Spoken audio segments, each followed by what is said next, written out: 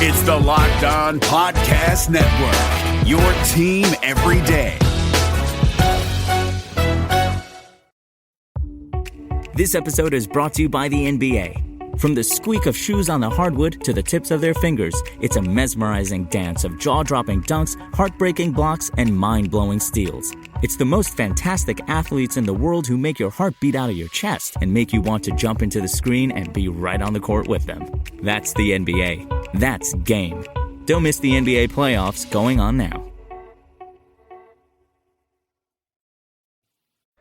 Before we start, I just want to let everybody know that this podcast is brought to you by Built Bar. Go to BuiltBar.com, use the promo code LOCKED15, and you'll get 15% off your next order. Use promo code LOCKED15 for 15% off at BuiltBar.com.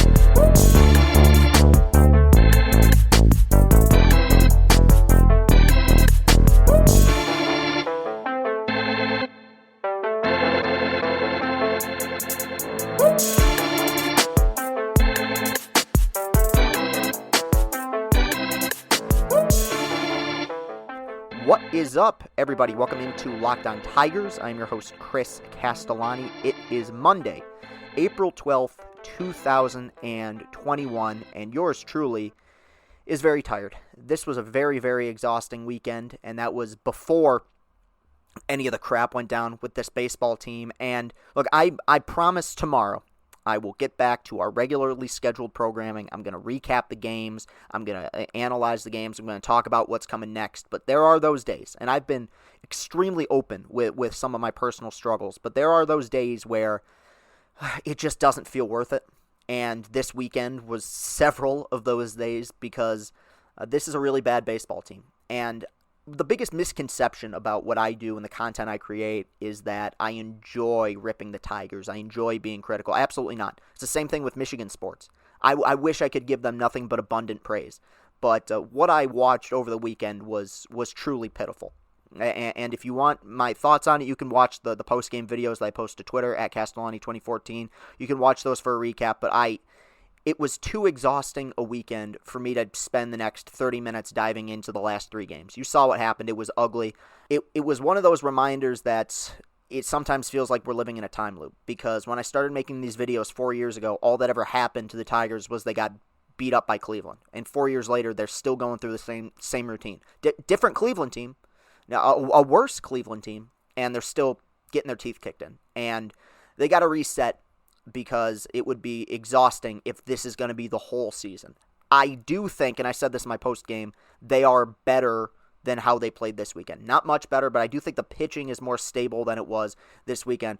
I'm really tired with it, and I'm going to get back to it tomorrow, but I don't need to do a whole podcast recapping a beatdown at the hands of the Tribe. I've done enough videos and podcasts about that to last me a lifetime over the last several years. Now, I apologize if it feels like I'm not doing my job very well. Thankfully, the guys at Locked On Astros reached out to me, and we did a very, very fun crossover, talking with them, previewing the upcoming series against the Astros. AJ Hinch returning home, so God bless those guys for reaching out to me.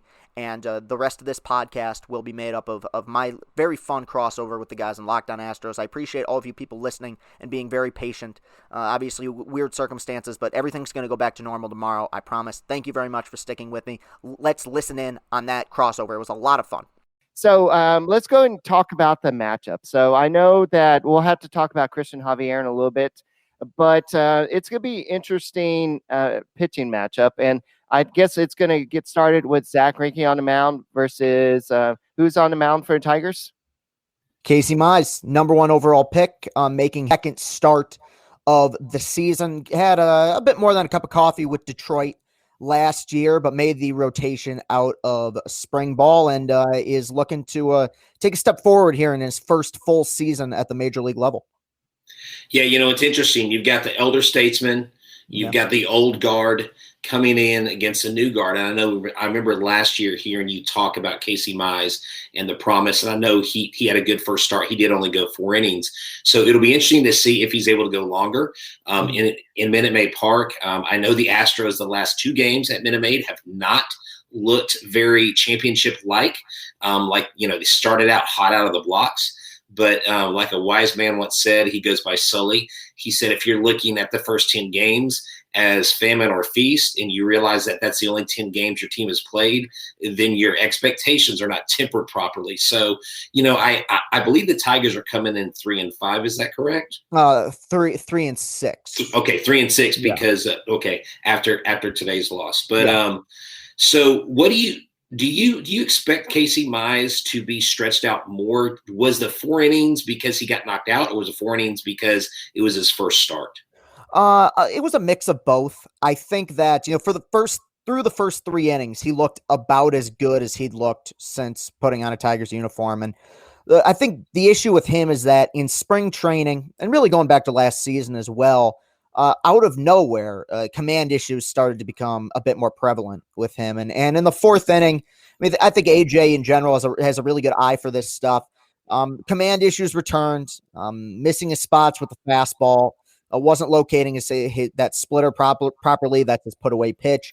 Was at, I believe, the low 80s in pitches, and reasonably, could he have gone back out there and tried for another inning? Sure, but you could tell the way he was laboring through that 4th inning that he was already kind of getting stretched out. If they're going to play it on a start by start basis, I don't think that there's any intention with every start that they're saying, all right, in this start we want him to go 5, in this start we want him to go 6. It's going to be completely dependent on how he pitches.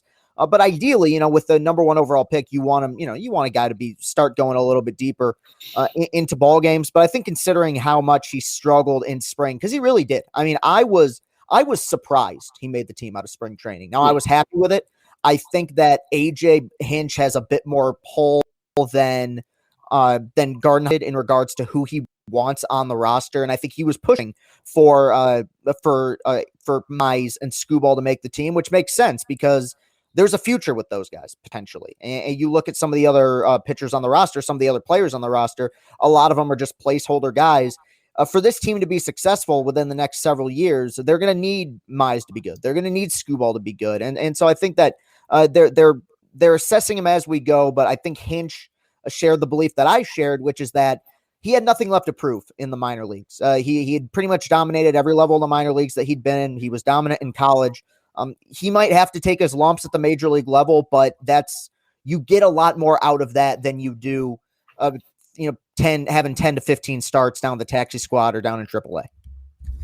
So I know that you're coming off the Tigers are coming off a sweep from the Indians. I know you weren't too thrilled about that coming in to face Zach Greinke and the Astros, who offense are one among the top in baseball right now. I know that Astros didn't really perform well on Saturday, but how are you feeling about the Astros right now? And how are you feeling? I know that Shane Bartos wants to know about how do you think the Astros fans will handle AJ Hinch? And to kind of go off of this, how has Tigers fans? I know that they really didn't have much of a really care about the whole scandal situation, but how has Detroit kind of handled the whole AJ Hinch and his role in the whole trash can scandal? Well, going back to the first question, the Astros are going to be as competitive as they've been over the last several years. Do I think that there's holes in the pitching staff? I do. But there were a lot of holes in the pitching staff last year, and I think they have the benefit of still having probably, I can't think of anyone better, the best pitching coach in baseball in Brett Strom. When you develop talent as well as they do, things kind of just have a tendency to work out. I do think at some point, if they want to be a team that's going to compete for a pennant, they will have to find some sort of way to bolster the rotation. I think that that may be difficult because the farm system over the last several years has become fairly depleted for good reason. They made some moves to try to win championships, and you end up selling away some pretty good prospects. But I still contend you do the Greinke trade 10 times out of 10. Guy's a Hall of Fame pitcher. has pitched some great baseball for you.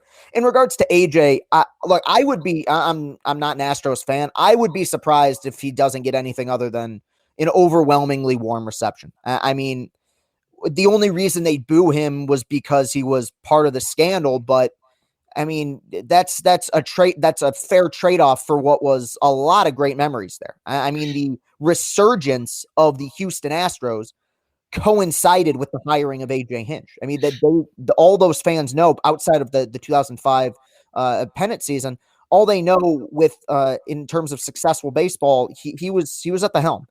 Yeah, exactly. And I asked the fans. I basically gave them three options. Like, are you looking forward to seeing AJ Hinch back at Minute Maid Park? The first answer was yes, without a doubt. Yes, but it will be painful, or I don't want to think about it. And the most they did was yes, without a doubt. And I've seen several fans. I know, baseball lawyer, Mr. Castillo comes on with us. Mr. Del Castillo comes on with us sometimes, and he said, "I'm going to be there. I'm going to be cheering as loud as I can." What will be great is if they make a tribute video for AJ Hinch. I mean, they made a tribute video for Mike Fiers and all these other guys when they came back. I mean, you've got to make a video for Hinch. Yeah, and even though you fired him, I think that's the right thing to do. I mean, James Harden even got a tribute video. So I expect the fans to be overwhelmingly upbeat, to be overwhelmingly positive, because there are still people here today that still believe. They're like, well, maybe when Dusty retires, AJ will come back. Like, they're holding on to that false sense of security of AJ Hinch at the helm. Hey, man, you know what? Hinch has an opt-out after 3 years in Detroit, I believe. And if Chris Ilitch doesn't hold up his end of the bargain, that wouldn't shock me. In regards to how he's been received by the fan base, look, I wanted it from the beginning. I mean, I was adamant that, however you feel about the scandal, however you feel about the suspension, whether you think it should have been longer, we could argue that forever, but it was what it was. Like, I don't think you should avoid hiring a guy because you felt like he deserved a harsher punishment. When you are a team that has been not just bad, but as historically bad as the Tigers have been over the last 4 years, you make the best moves possible to make sure that you can have the best team possible. And AJ Hinch, to me, is a top 3 manager in baseball, and I may even be lowballing it there. I think the job he did in Houston was remarkable. I think he's that perfect blend of analytically minded, but also, has that kind of human touch, great communicator. There's a lot that's appealing about him as a manager. I think that the fan base came around. You're always going to have those self-righteous people, right? I mean, the same way that you had self-righteous people during the steroid era who said that, Bonds and Clemens they shouldn't even step foot in the Hall of Fame. None of these guys should. And now you've seen Pudge get voted in. You've seen Piazza get voted in. And we'll see over time, wounds get healed. And I think that the fan base has become a bit more receptive to AJ, but I was never a huge fan of Ron Gardenhire. With that said, I don't think there was anybody in the Tigers fan base who believed that the biggest problem over the last 3-4 years was the manager. I think the issue remains with the roster, the makeup of the roster, and how they're spending their money, or how they're not spending their money. But I think in general, the way I viewed it after he was hired, I think most people have come around to this, was that, look, there's a lot of problems still within this organization, a lot that needs to be fixed, but I can confidently say the manager is not one of those problems. And that's a good step in the right direction. Bet Online is the fastest and easiest way to bet on all your sports action. Football might be over, but NBA, college basketball, and NHL are in full swing. Bet Online even covers awards, TV shows, and reality TV. Real-time updated odds and props on almost anything you can imagine. Bet Online has you covered for all the news, scores, and odds. It's the best way to place your bets, and it's free to sign up. Head to the website or use your mobile device to sign up today and receive your 50% welcome bonus on your first deposit. Bet Online, your online sportsbook experts. This episode is brought to you by HP Instant Ink. No one is reading your mind, but HP Instant Ink knows when your printer is running low and sends you new cartridges, so you never have to think about ink. Save up to 50%. You'll pay less than $5 a month for ink and never run out again. Find out if your printer is eligible and enroll today at hpinstantink.com. Conditions apply. For details, visit hp.com/instantink Spotify. We're covering everything you need to know about the Tigers, but what about the rest of sports? Now the Locked On Podcast Network has you covered there as well with Locked On Today. It's hosted by the great Peter Bukowski, and it's all the sports news you need every morning in under 20 minutes. Follow the Locked On Today podcast wherever you get your podcasts. Looking at your team so far, Chris, are there any players that are kind of standing out that you're excited about? I mean, the one obvious go-to is Akil Baddoo, the Rule 5 draft pick, who, the Tigers during this rebuild have participated in the Rule 5 draft pick every year. Every year their Rule 5 pick made the team out of spring training and various degrees of success. I think that Victor Reyes is probably like a career fourth outfielder, but he's a major league player, I guess. But Baddoo was great in spring, but he made the team and had an amazing week 2 weeks ago. I mean, for the first week this season, homered on the first pitch he saw the major leagues, had a grand slam the next day, then a walk-off RBI single the day after that. It's a neat story. He didn't have a great weekend this weekend. Nobody did against the Indians, but he's the standout. Like that, at this point, the guys I am paying attention to are the guys that pretty much everyone is paying attention to, which is the young guys, the guys who may be part of the future here. Akil Baddoo, Tarek Skubal, Casey Mize, Matt Manning, who's going to be called up here, I think, pretty soon. Those are the important pieces because it's reminiscent, and it's taken longer, but it's reminiscent of how I'm sure how you guys felt in 13-14 when you're slowly kind of seeing Springer get called up, and then now we got this Altuve guy is established, and now they're calling up Keuchel, and Bregman's going to be here next year. It's that slow rollout, kind of getting to see these guys auditions. But Baddoo has been a nice little story so far. He will have to adjust. And we're talking about a guy who has never played higher than high A ball. And that's a very difficult ask for a Rule 5 pick. But it's a nice story. I think it breathed new life into this early season because, and I've mentioned it in my post-game videos, there has not been a whole lot to cheer about here over the last several years. So to have a guy like that get called up and at least show some promise does keep people a little bit excited about the future potentially. So, hey, here's the thing real quick. I just want to tell you, Jacoby Jones, your center fielder, when he was at LSU, the very first game my son and I went to was when him and Alex Bregman were on the team. My son took the field during a Sunday game, and he stood next to Jacoby Jones when he was in college. So he always remembers his name when he sees him. So, I hope he kind of turns around a little bit. I think he's a solid player. It looks like he's having a tough go at the plate right now. He's true. True. Hey, Chris Henley's asked this question twice, Chris. Okay. He wants to know if Michael Boyd will be available at the trade deadline. I know Boyd had a bad year last year. How is he looking this year? I'm guessing he means Matt Boyd. Matt. No, it's fine. Well, look, I don't know. And I know that's such a cop-out of an answer, but like I was talking with Foolish Baseball about this several weeks ago where, I mean, the opportunity was so perfect for them to dish him 2 years ago at the deadline. And the unfortunate thing, and you guys I think learned this as well, is that when you're going through a rebuild, sometimes you have to trade guys that came up through your system. I mean, we saw the prime example last year is like Austin Nola was traded by the Mariners. I mean, he was their guy. He was by many accounts going to be like one of the pieces for the future. They dished him, got a solid haul back for a guy who was very inexperienced at the major league level. And the Mariners right now, their rebuild is in probably better shape than the Tigers is. He looks really good so far. Stuff's not the issue with him. Last year was brutal. I don't, maybe at one point we'll figure out what happened with him, but he wasn't that great in the second half of 2019 either. I mean, he was downright poor.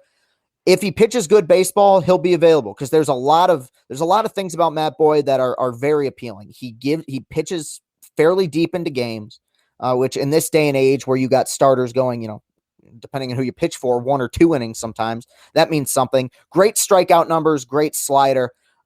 I don't believe his ceiling is particularly high just because he struggles so much with inconsistency, but he will have the opportunity here with basically every start to be auditioning for other teams. He will be a potential option at the deadline, especially because this is a farm system that is pretty ripe with solid starting pitching. And I think similar to Nick Castellanos several years ago, there's nothing terrible about Matt Boyd, but I don't believe the organization sees him as a future piece here. So he's gonna have the opportunity to prove his worth over the next several months if they do want to dish him out at the deadline. So anyway, so let's go ahead and kind of move on to the series as a whole. What is the Tigers offense looking like? Are they hitting a lot of homers, or what's going on? It's, I mean, look, you guys know how critical I can be. Oh, look, I think it's a poorly put together offense. I think that you have players who kind of do one or two things well. Like Robbie Grossman is a good on base guy. Guys like Mazzara and Scope can hit for power, but you in this day and age, you need guys who do a lot of things right. And I think that it is a team that is trying to cut down on the strikeouts, which I believe so far they have. I think getting a piece like Grossman helps them in that department. But Hinch said right away that he wants the identity of this team to be starting pitching, which is great because that's an identity, which is something I don't think they've had. They didn't have it under Gardy. They didn't have it under Ausmus. I'm not sure what the identity of the offense is. I don't know if it's possible for them to have one yet because they don't have a lot of guys that get on base. They don't have a ton of guys that hit for power. And now with Miguel Cabrera injured, and Miggy's a shell of himself at this point, but at least is still the occasional extra base pop is still like a relatively solid average singles hitter. Now OPS is obviously way down. It's a difficult offense. I mean, even in the games they've won this year, we're talking 4-3, 3-2. Low scoring ball games. It's not going to be a team that's going to beat you with a slugfest. They will win games, and I think it's the reason why Hinch identified this early on in the season. They will win low scoring games because I think the ceiling for their rotation is fairly high. But yeah, so far, it's hard for me to even figure out what to make of the offense. That's a weird question, tough question to answer, honestly. The improved Built Bar is even more deliciouser. 18 amazing flavors, 6 new flavors, 12 other original flavors. Bars are covered in 100% chocolate, soft and easy to chew, and Built Bars are healthy. Built Bar is great for the health-conscientious guy or girl. You can lose or maintain weight while indulging in a delicious treat. Bars are low-calorie, low-sugar, high-protein, high-fiber, great for the keto diet. Go to BuiltBar.com and use the promo code LOCKEDON, and you'll get $10 off your next order. Use promo code LOCKEDON for $10 off at BuiltBar.com. Support for this podcast comes from Invent Together. According to studies, less than 13% of all inventors who hold a U.S. patent are women. Black and Hispanic college graduates patent at half the rate of their white counterparts. But we can fix that by increasing participation in innovation and patenting by underrepresented groups. It would quadruple the number of American inventors and increase annual GDP by almost $1 trillion. Invent Together is a coalition of organizations, companies, universities, and concerned citizens committed to ensuring that everyone has the opportunity to invent and patent. Because the more diverse the American patent system gets, the stronger and more successful our nation will become. What can you do to help diverse inventors patent and unleash economic opportunity? Find out at inventtogether.org. Learn more and take action today. Fantasy baseball addicts, you now have a new resource to help give you an advantage in your leagues. Locked On Fantasy Baseball. It's a daily fantasy baseball podcast hosted by veteran fantasy analyst Scott Cullen, who uses data and nearly 2 decades of fantasy baseball experience to offer the strategies and waiver wire pickups that lead to league wins. Season-long fantasy, dynasty leagues, DFS, Locked On Fantasy Baseball covers it all. Subscribe to Locked On Fantasy Baseball wherever you get your podcasts. I know that game one we talked about Zach Greinke versus Casey Mize. Game 2 is going to be Jake Odorizzi making his first start of the season. This is something that I know he's built himself up to 90 pitches in a alternative start versus the Rangers alternative squad or whatever we call them. So this will be interesting to see how deep he can go into this game. And he's going to be facing Michael or Matthew, whatever we're calling him, Boyd. And so that's going to be an interesting matchup. How do you see this game going, Chris? Well, I mean, I think Boyd hopefully can build off of his success from his first two starts. I think he's pitched very well so far this season. Stuff looks sharp. Like I said, that's never been the issue with him. I said this on my pod last week is that what we need to see is that string of like 4, 5, 6 really good consecutive starts in a row out of Matt Boyd, because and I talked about this on my post-game videos, but he is a pitcher who has been proven to have about a year stretch in which he is very solid, borderline ace level. And then he will follow it up with a 10-month stretch in which he has an ERA over 6. We're at a point now where we got to see him keep that consistency going. Every month you get blown up. Hey, you know what? Happens to the best of them. Happened to Verlander when he was with Detroit. We got to see some consistency out of him. I really like Jake Odorizzi, and I always have. I thought he was one of those guys who kind of got the short end of the stick, where it's strange to me how certain players were judged during their pandemic season and certain players, it wasn't held against certain guys. Like Javi Baez is a wonderful player who will get a big contract next season. But Javi Baez was really a bottom 5 worst offensive player in the sport last year. And nobody really batted an eyelash because, he's Baez. He's had a, sustained run of success. He's quite good. Jake Odorizzi was a revelation in 2019 with the Twins. I mean, he was the ace of that staff. He was excellent. First all-star team, pitched 13 meaningless innings a year ago, and that hurt his value. I mean, if he would have, let's say we live in a world where there was no 2020 season, he probably would have gotten a multi-year deal from somebody. I like that signing. I think that he's going to do good things in Houston. It may take some time for him to get there, but given the fact that you got Greinke and you got McCullers, they don't need him to be a next level ace. They need him to be what he's been for a majority of his career, which is a really solid 3-4 starter who's capable of going deep into games and who's is pretty stable, which is what he is. So I mean, this will probably be maybe the closest game of this 3-game set, because I do think that Boyd is feeling pretty good right now. I think that this is the one game where the Tigers maybe have some potential offensively to break out. And I like Odorizzi a lot, but it is his first start. I can't imagine he's going to go very deep into the game. So yeah, I mean, this is the one where if I'm just at this point, like, you got to try to win one against some of these teams. You gotta be competitive. And I think this may be the one where they'll have the best opportunity. All right, Brett, let's go and talk about game 3. It's going to be Lance McCullers versus Michael Fulmer. This is going to be one where McCullers is basically the Astros' second best pitcher, I believe, at the moment. Fulmer, you'll have to tell us a little bit about him in a second, Chris, but we have about 3 minutes left in the show. So what do you think about this game, Brett? Well, go ahead. Sorry. No, that's okay. Fulmer basically comes in. He is a fill-in for Julio. He is a former All-Star. He has glimpse of hope, but he has an arsenal that he kind of used with his brief stint in the bullpen, and he's got to have a solid game. His first 4 innings of 1-run ball in Cleveland were encouraging this year, but if he's going against Lance McCullers, I think Lance McCullers pitches way better at home.